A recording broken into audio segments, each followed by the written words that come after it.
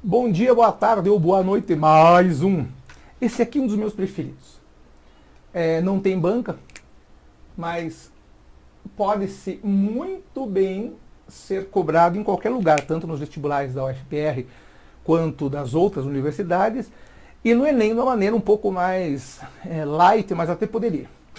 Diz assim, uma função ímpar de R em R, ou seja, é uma função que eu não sei qual é, mas o domínio e a imagem são todos os reais. Tem o gráfico no plano cartesiano representado a seguir. Então vamos desenhar o gráfico desta função. Que é tudo ao vivo e a cores, você sabe, né? Para 1, 2, 3, 1, 2, 3. Menos 1, menos 2, menos 3, 1, 2, 3. Para 1 dá uns quebrados, para 2 dá 1. Para 3 dá um pouco menos que 3. Mesma coisa aqui embaixo. Para menos 2 dá menos 1. Para 1 dá um troço aqui um pouco antes. E para 3 dá um pouco antes de 3. Então é uma função ímpar. Como é que você sabe? Pelo shape dela. Essa porcaria faz assim, ó. Então ela é uma função ímpar pelo único fato de que passa pela origem. Aqui, ó. Passa no 0, 0. Eu descontei. Quando a função é par, o gráfico dela é um espelho nesse eixo aqui, ó. Isso aqui é um espelho. Então a função par é assim, ó. Esse lado é igual a esse lado. Na função ímpar, o espelho não está nos eixos. O espelho está aqui, ó, nessa diagonal. Então, que é o caso desse. Esse lado aqui é exatamente igual àquele lado lá. Então, é uma função ímpar. E, além de tudo, passa pela origem. Claro para todos? Sim.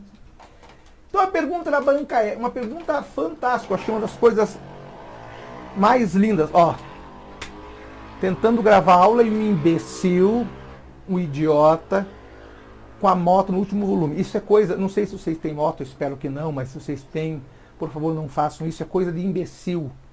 Moto com escapamento aberto ou carro com escapamento aberto é coisa de imbecil, coisa de idiota. Está tendo uma discussão aí no Senado para virar um projeto de lei para que a polícia devidamente considere como crime e apreenda a moto e dê multa.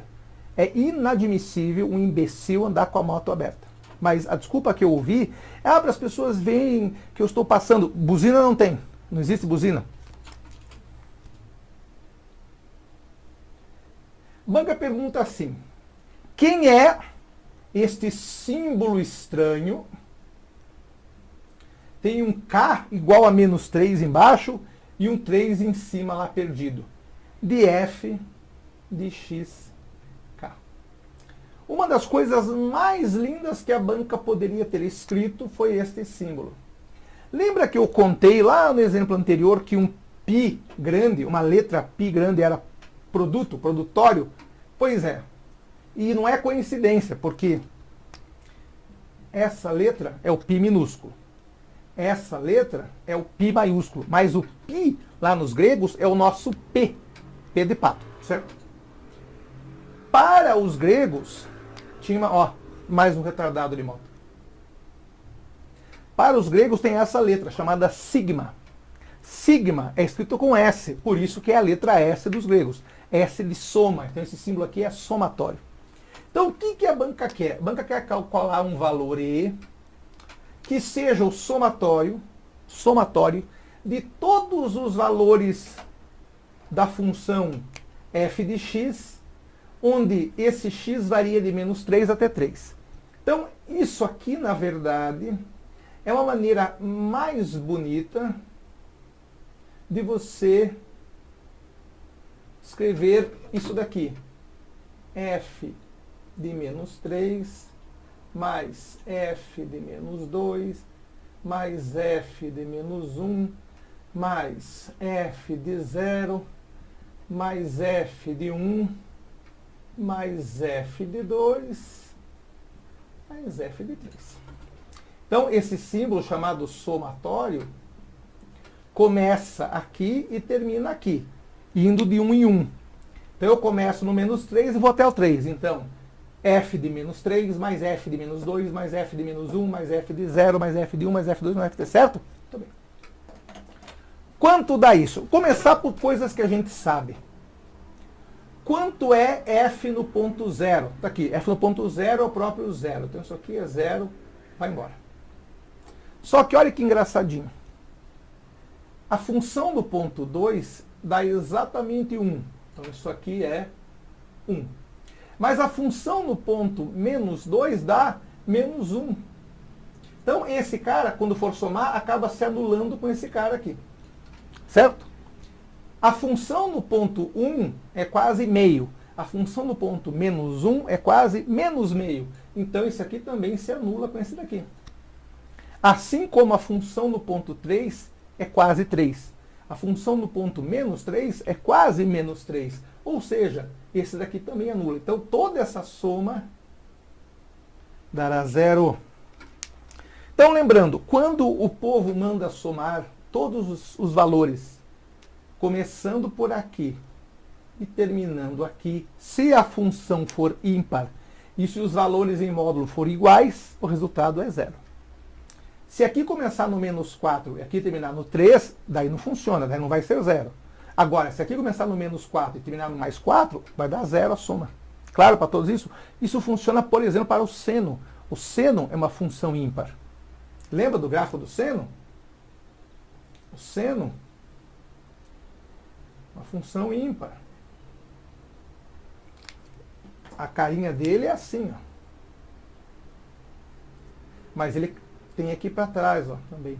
Pode ver, esse lado de cima é igual a esse lado de baixo, ou seja, são iguais no sentido, se for pensar nessa diagonal aqui. Então, função ímpar. Se eu somar esse lado com esse, vai dar 0. Se eu somar toda essa parte com toda essa parte, vai dar 0 também. Claro para todos? Então, uma função ímpar.